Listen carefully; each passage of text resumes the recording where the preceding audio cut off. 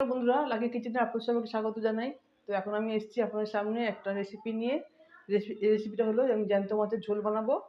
তো জ্যান্ত মাছের ঝোল আমি মাছ কেটে ধুয়ে আর নুন হলুদ লাগিয়ে রেখেছি। আর সরষের তেল বানাবো। তো এই সরষের তেল আমার গরম হয়ে গেছে। এবার মাছগুলো আমি ভাজবো। এই মাছগুলো আমি ভাজছি।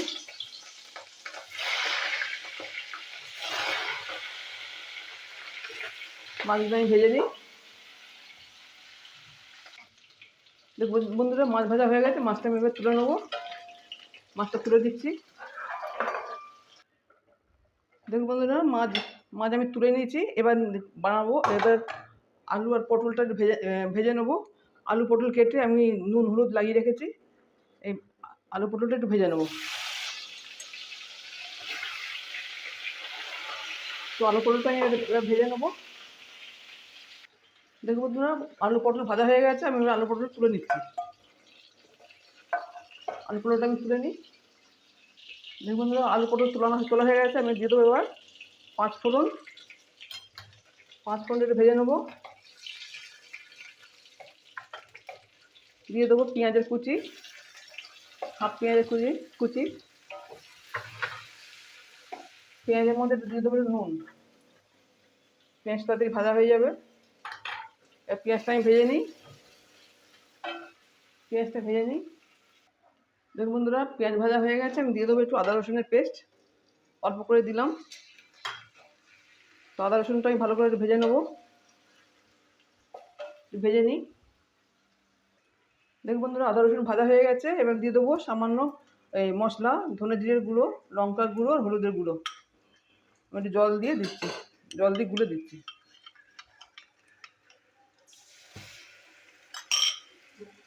তো এই মশলাটাও আমি একটু কষিয়ে নেবো।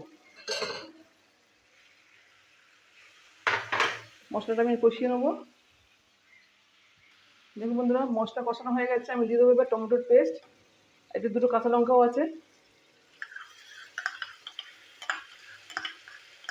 এই কাঁচা লঙ্কা টমেটো আমি একসাথে কষিয়ে নেবো। আর এর মধ্যে দিয়ে দেবো একটু নুন।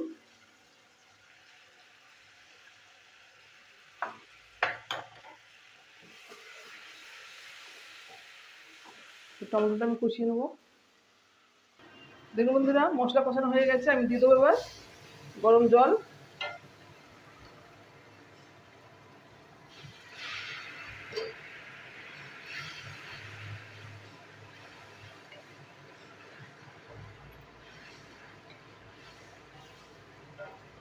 গরম জলের মধ্যে দিয়ে দেবো আলু আর পটল ভাজাগুলো। একটু নাড়াচাড়া করে নেবো। একটু মশলা ঢুকে যাক এই সবজির মধ্যে। একটু কষিয়ে নিই মশলার মধ্যে। দেখুন বন্ধুরা, আলু পটল আমার কষানো হয়ে গেছে মশলার মধ্যে। এবার দিয়ে দেবো গরম জল।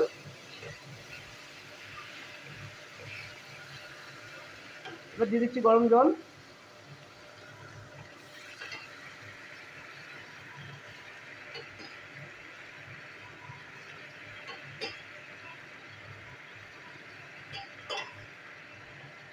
গরম জল দিয়ে দিলাম।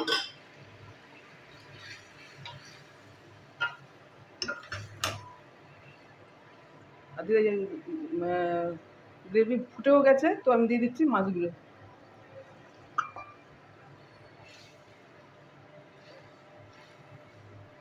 তো এবার গ্যাসটা একটু আস্তে করে দেবো। এবার 2 মিনিট হোক। সব কিছু সিদ্ধ করাই আছে। 2 মিনিট হলে হয়ে যাবে। দেখুন বন্ধুরা, হয়ে গেছে আলু পটল দিয়ে মাছের ঝোল। হালকা পাতলা ঝোল। তো খেতেও অনেক সুন্দর হয়েছে বন্ধুরা। গরম ভাতে এবার সার্ভ করার পালা। তো আপনারা দেখলেন। ভালো লাগলে অবশ্যই লাইক শেয়ার করবেন, সাবস্ক্রাইব করবেন। আর এখন আমি এই ঝোলটা সার্ভিং করে ঢেলে দেবো। এই গ্যাস আমি অফ করে দিলাম। সার্ভিং করে ঢেলে দেবো। দেখুন বন্ধুরা, হয়ে গেছে মাছের পটল দিয়ে আলু দিয়ে মাছের পাতলা ঝোল। তো আপনারা দেখলেন। ভালো লাগলে অবশ্যই লাইক শেয়ার করবেন, সাবস্ক্রাইব করবেন বন্ধুরা। আর খেতেও অনেক সুন্দর হয়েছে বন্ধুরা। হালকা ঝোল, কম মশলাতে। তো আপনারাও বানাবেন, খাবেন। তো এখনকার মতন টাটা। ধন্যবাদ। আর আপনারা আমার ভিডিও দেখছেন, এর জন্য অনেক অনেক ধন্যবাদ। নমস্কার।